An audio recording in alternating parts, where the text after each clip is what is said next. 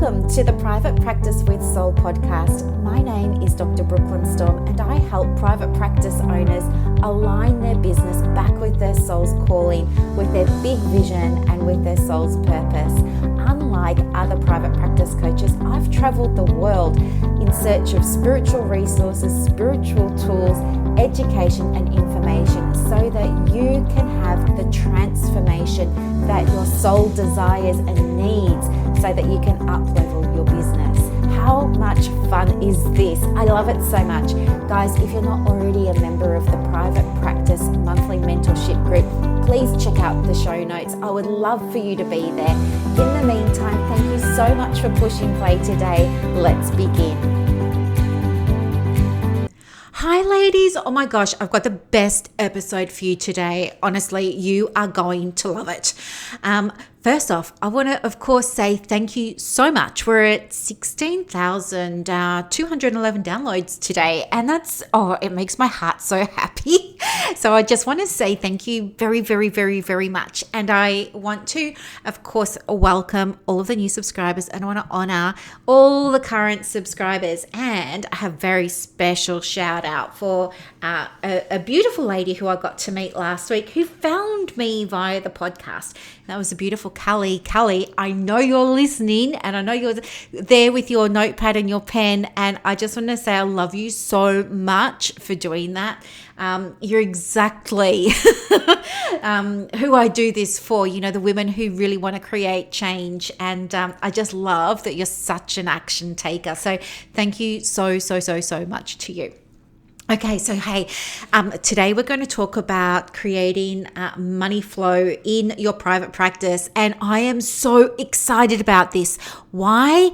Because everything changes when you understand how to create the flow, and it's going to look a little bit different for each of you. I get that, and you probably know that too.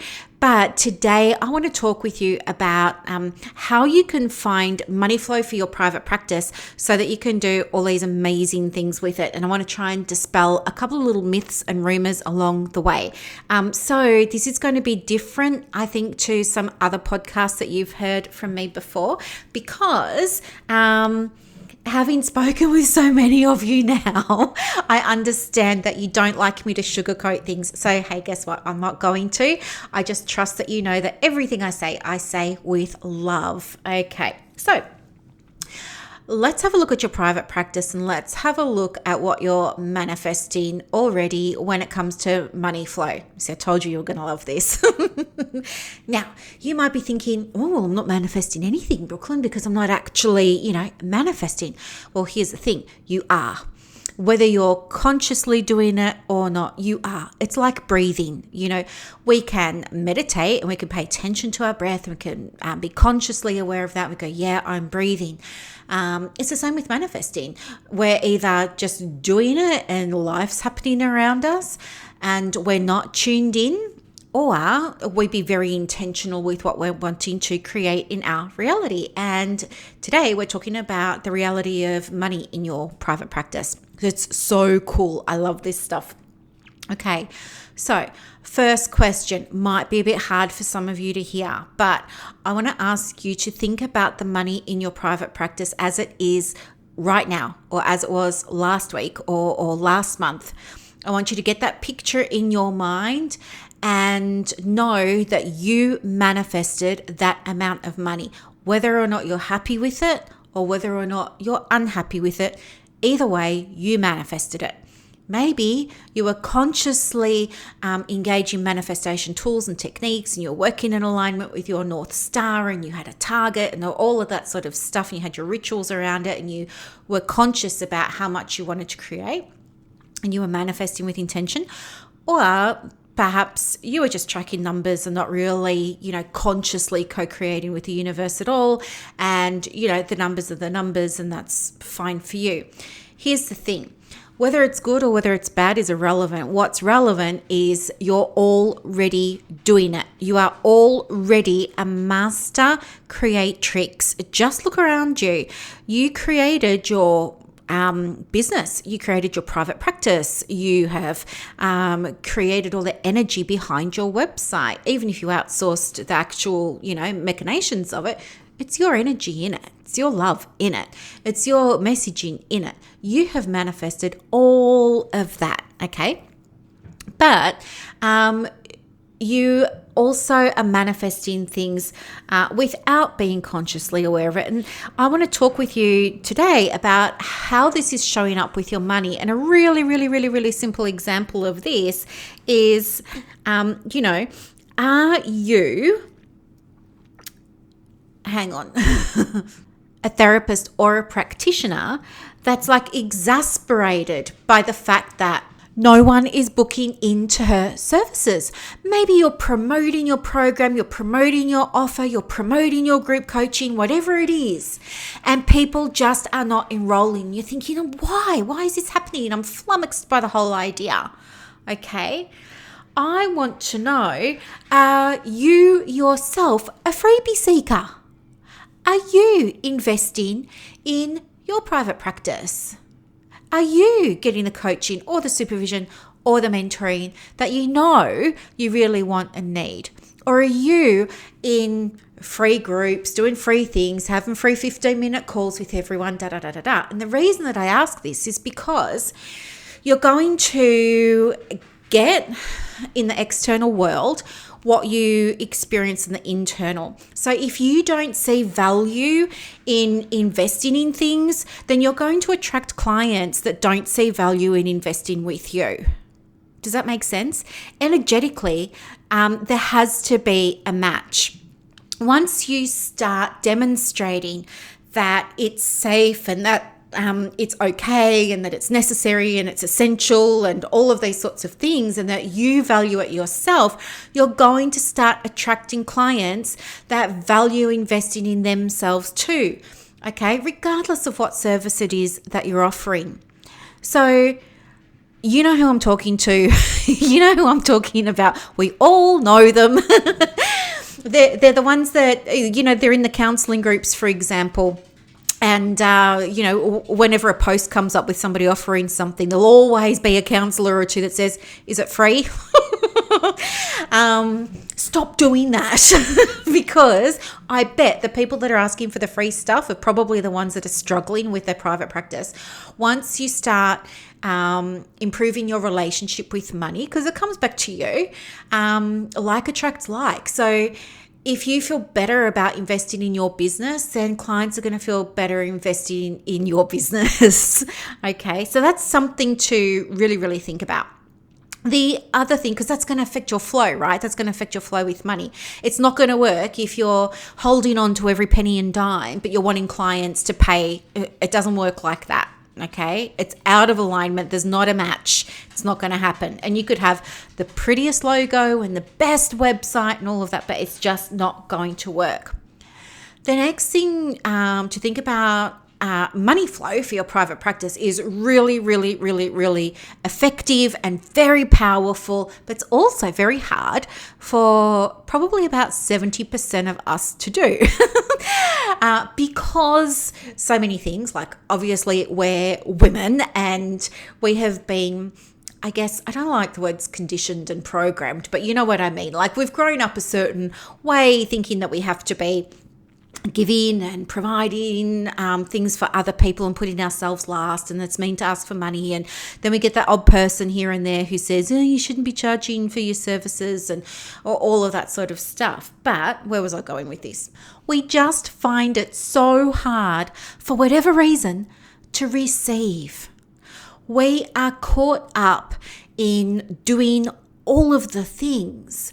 I remember when I was first starting private practice, like I was so late to Facebook. I think I've only been on it 3 or 4 years. No, maybe that's not true. I think I opened an account in, 2018 or something. So whatever that is. And yeah, Instagram came even after that.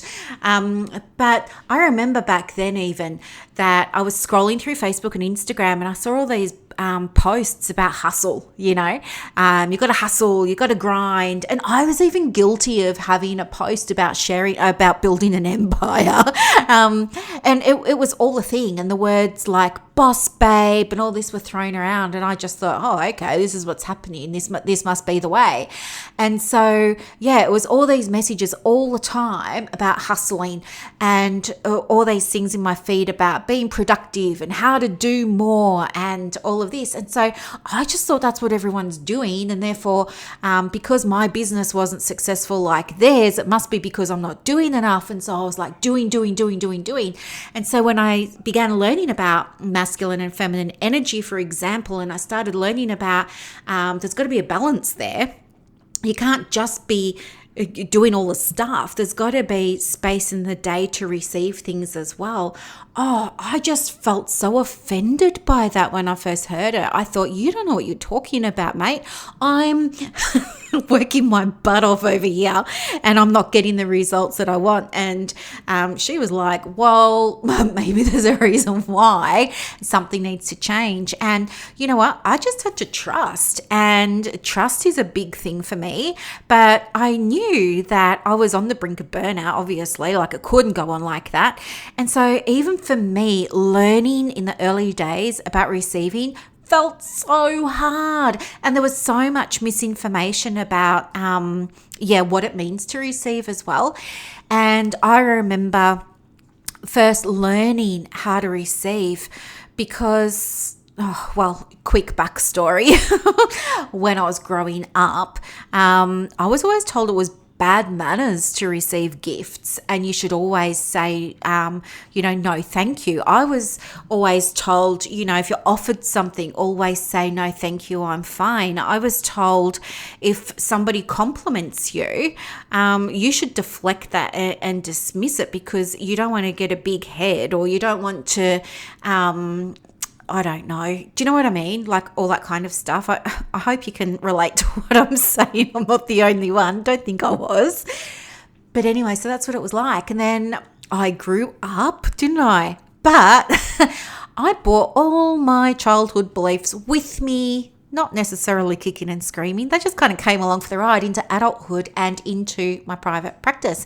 And so what was happening was, here I am thinking I've got to work harder. And if somebody wants to give me something, I should say no. So what do you think was happening in my business with money flow?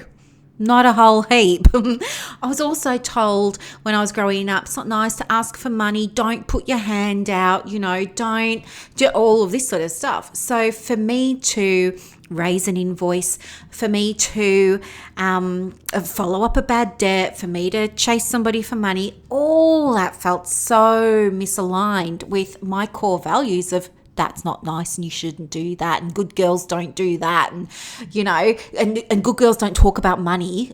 Heavens no, we just don't do that. That's for the adults to talk about, and that's for the men to talk about. This is what I grew up with in the 80s, which wasn't that long ago, by the way. It's kind of scary that thinking was around back then, and I knew nothing about money. Like my father made all of the decisions in my family with respect to money, and we ended up having the bank foreclose on the house. So I didn't really have a great experience with money mindset growing up. And of course, that manifested in my private practice. But I was able to turn it around by, doing some of this other work. And so for me, the receiving work felt really hard at the beginning because it just felt like 180 degrees the opposite of what I'd been doing and how I've been living, which meant I needed to relearn and rebuild a relationship with money. I had to be a brand new relationship, not influenced by loved ones or, other people in my past. It had to be my own personal relationship with money. And like any relationship, it takes time to build one. You know what I mean? Like you've got to go on Tinder first, and then you've got to go on a date, and then you've got to go for coffee, and then you've got to go for dinner or lunch, and then you've got to go to the movies. And do you know what I mean? Like there's stages to that relationship developing, and it's no different when it comes to money. So your money mindset and money flow won't change overnight for your private practice, but it will change when you start to raise your awareness and you start to take steps. And like an interpersonal relationship, it's give and take, right? And that's part of the joy of the flow. And that was one of my kind of, not a mistake, but it kind of was a mistake actually. But when I started to make money, that felt very new to me. And I was so scared someone was going to come and take it that I held on to it all. I didn't want to spend a cent. I did everything on a budget, like a really low budget. I had an online fax machine for $5 a month, and it wasn't a very good one. You can still get it, by the way. I'm not going to say the name of it in case I get into trouble. But yeah. Anyway, so by me holding on to money like that, that was me having a scarcity mindset. That wasn't me being in receiving mode and trusting that there was going to be flow. That was me putting a kink in the hose. And what ended up happening was, of course, as you know from previous podcasts, I had all kinds of hiccups with money. But I got through it by rebuilding my relationship with not only money, but with learning. I had to learn that it was okay for me to receive. No one was going to hate me if I started receiving things. No one was going to dislike me if I didn't start receiving things. The sky wasn't going to fall in if I started receiving things. And I really had to start with baby steps because it was such a big thing for me. And so what I've shared with my clients and what I'll share with you here is that for me, that started with things like just saying thank you when somebody was nice to me. Instead of saying, like if they said to me, wow, your hair looks really great today. In the past, I would have been like, oh, no, it doesn't. I'm having a bad hair day. And I would have dragged that compliment right down. But now I've learned to say thank you. And it was so hard just to start to say thank you.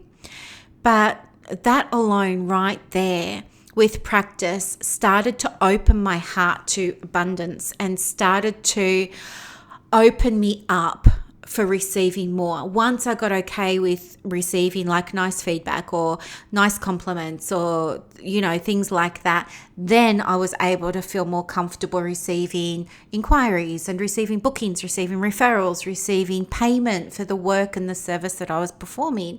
So it all kind of flooded for me from there, and it can for you too. So if you're someone who gets stuck in scarcity mindset, then you're stopping that money from flowing. And flow doesn't mean it just comes to you. Flow means it goes in and it goes out.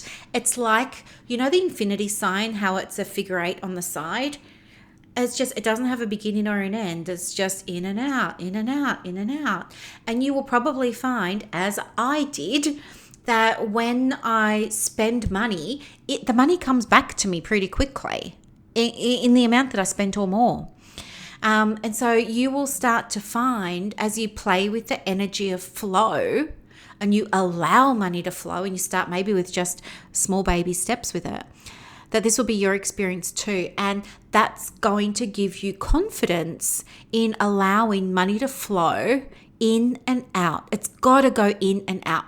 And you've got to trust that it's going to come in just as much as it goes out. It's like breathing. You don't even think about it. You just trust that your body knows you breathe in, you breathe out. You don't even think about it. This is what you can create for your private practice as well. So there are absolutely good things that you can manifest for your practice when it comes to money. And another way that you can consciously create money flow for your private practice is to do things like set an intention for how you want to feel this week when it comes to your money, and find ways that you can support yourself in feeling that. Focus on the feeling of the abundance that comes through. Focus on what you imagine it would feel like to have money flow, and allow yourself to sit with that feeling, and from there, just trust that it's going to happen for you. Okay. There are two schools of thoughts. Some people say take aligned action. I'm a big believer in taking aligned action, but in its purest quantum form, you really don't need to take too much action. It's really around, I'm going to get a bit scientific with you now.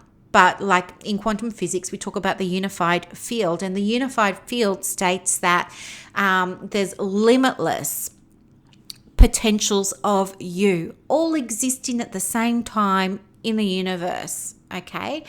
And all we need to do is imagine that version of you running her ideal private practice. And we have to look at her like she's in a movie or something. We have to watch her and we have to say, okay, what's she doing? What's she wearing? What's she saying? What's her mindset? What's she thinking? What's she feeling? How's she handling her money?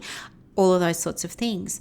And that at its very core is pure manifestation and pure law of attraction, but it's really, really hard to do if you don't know how to tune into the action potentials yet. But that's something that it's something that I love to teach my clients, obviously. I could talk about it forever. And my manifesting clients just do so well. The other thing too is I just want to talk with you about, when you're not in money flow and you're not manifesting the money that you want, I want you to take a moment to really reflect on what thoughts were you holding recently about money and your private practice, and be honest with yourself. Well, this doesn't work. Like, no one's going to see it. I'm not going to see it. No one's going to see it. It's just private for you. But jot down some of the thoughts that come to your mind or came to your mind recently when it was something to do with money and your private practice. Maybe it was investing in a PD course. Maybe it was doing the latest EMDR. Maybe it was coaching or supervision or mentoring or whatever it was, right? But have a think about the thoughts that came up for you when you found out about the price. Were they, would you say they were good or not so good? Would you say they were supporting you or were they not supporting you? Were they opening you up and expanding you, or were they shutting you down and constricting you? Think about any intentions you had with money over recent times. Have you even had an intention with money, and what was it? Because whatever you focus on expands. So if you're focusing on what's not coming through, you're going to continue to get more things not coming through. If you've only got one client and that client is paying you, you have to celebrate that, because that's how you're going to attract more paying clients in. Really think about your mindset with money over recent times in relation to how you felt and any actions that you were taking when it came to manifesting. Maybe you were taking certain actions, or maybe it was a lack of action taking that got you in this pickle with money flow in the first place. And I can give you a really, really good example of that. I mean, my story, and I'll do a podcast on this properly in time. I'm still processing it now, and I don't like to talk about things that I'm still processing. But what happened for me on the weekend was I had this really, really, really, really, really big awareness, a really big shift. And it's rocked me to my very foundation. In fact, I'm still trying to make sense of it. But the long and the short of it is that for the last 46 years, because of stuff that happened in my childhood, every big decision I've ever made has come through a lens of fear and avoidance. Okay? And that was only something that I've realized on the weekend. I thought I had done all this inner work, and I thought I was in a really good place, and I was, until I started doing shadow work. Shadow work is brutal, isn't it? But it's where all the good stuff is. Anyway, so there were things that happened in my childhood that resulted in me learning to be a good girl. That's why I was using this phrase earlier on today. Sorry. It was, I learned I had to play safe. I had to be quiet. I had to not have an opinion. I had to do all the right things, follow the rules, not break any rules. And if I did that, I would avoid getting into big trouble for which there were physical consequences. And so I had learned this as a little girl growing up, like primary school age, and I guess it just got internalized because it went into my subconscious mind. Your subconscious mind absorbs everything till you're 7 years old, and then that becomes a filter for the rest of your life, right? For all the decisions and the actions and things like that you take. But because it's in your subconscious, you're not aware of it. But what I can see now is that without realizing it, because it wasn't conscious, but I can see now that all my life I have been putting other people's wants and needs ahead of my own because I didn't want to get into trouble. I wanted to avoid an unwanted consequence. And so I became a people pleaser. And what that meant for me in my private practice was I had trouble implementing any type of boundary because I didn't want to upset somebody, because if I upset them, they might get angry, and anger would lead to a consequence for me of me not feeling safe. Does that make sense? And so what I know now to be true for me is, of course, as we've said before, now that this has been, like, the veil has been lifted, the fog has been lifted, now I get like the really good part of being able to choose my new beliefs. Okay. But it was through those, well, they're subconscious, so they're really hard to get to. I can teach you how to get to them, but I want you to, the reason I'm sharing this with you is because you might be like I was even just last weekend when I was recording Saturday's podcast, thinking I was, in a really good place, which I was back then.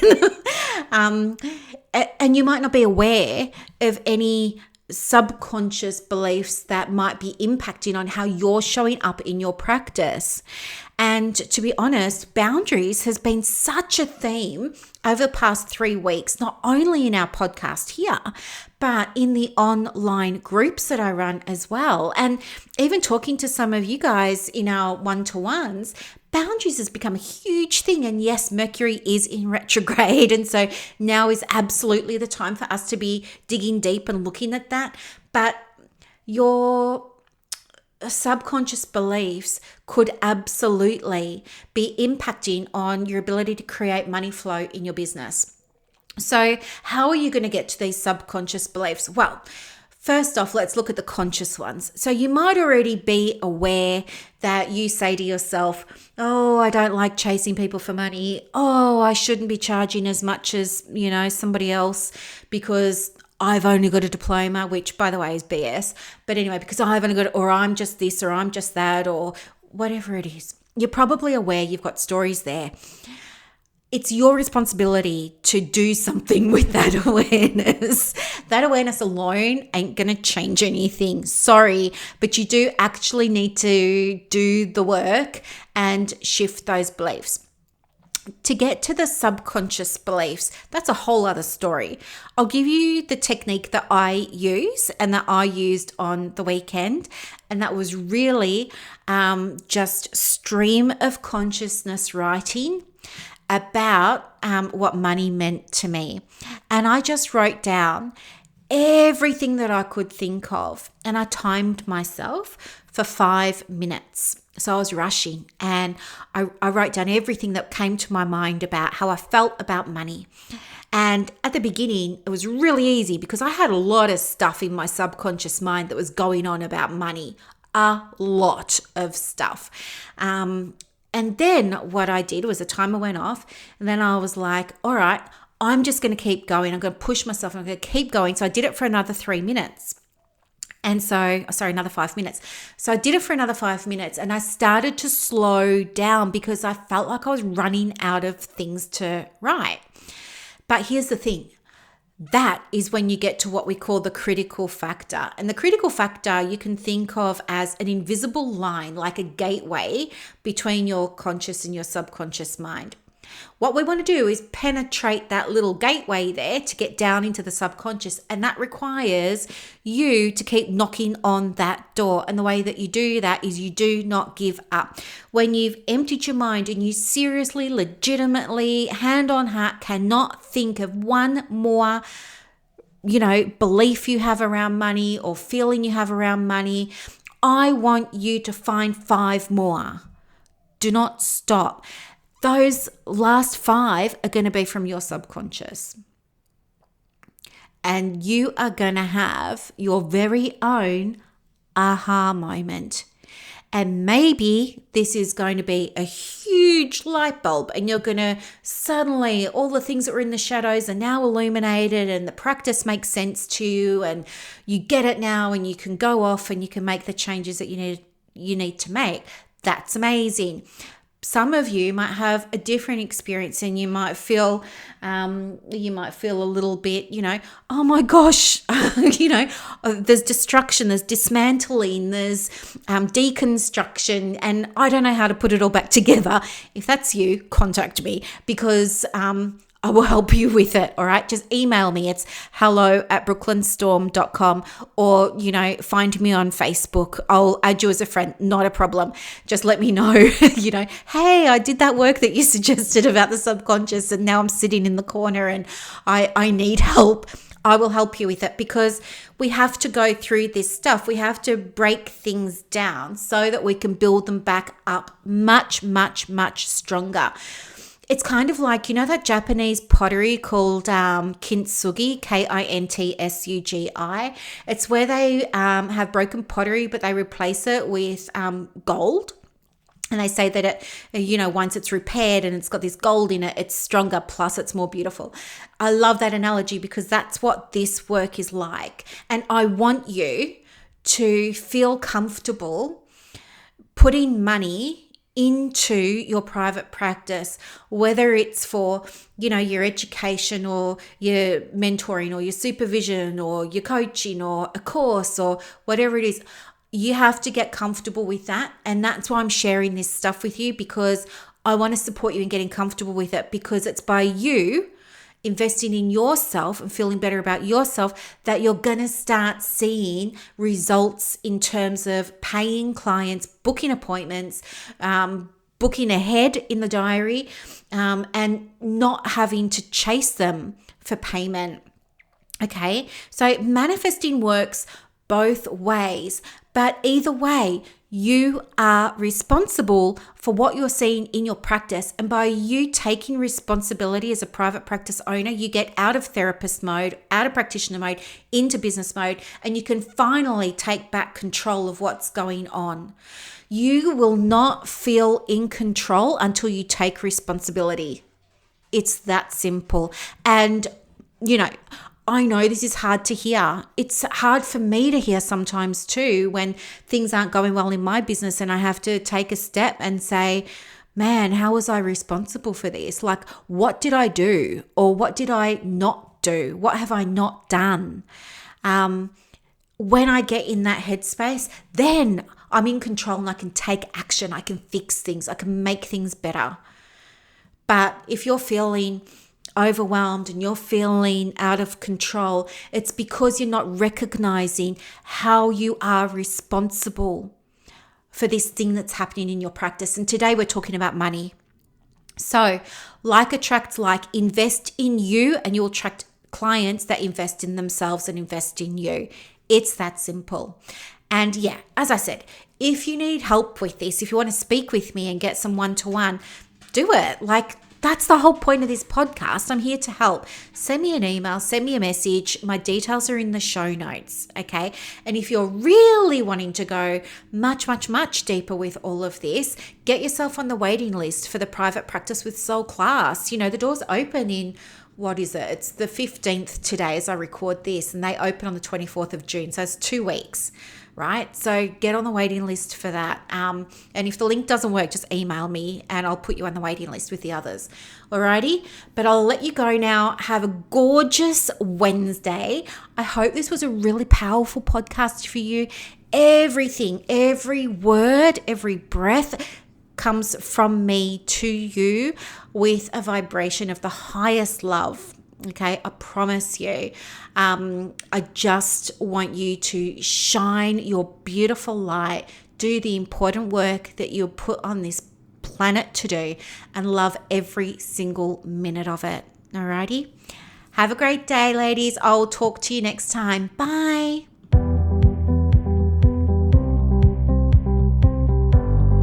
Thank you so much for listening to this episode of the Private Practice with Soul podcast today.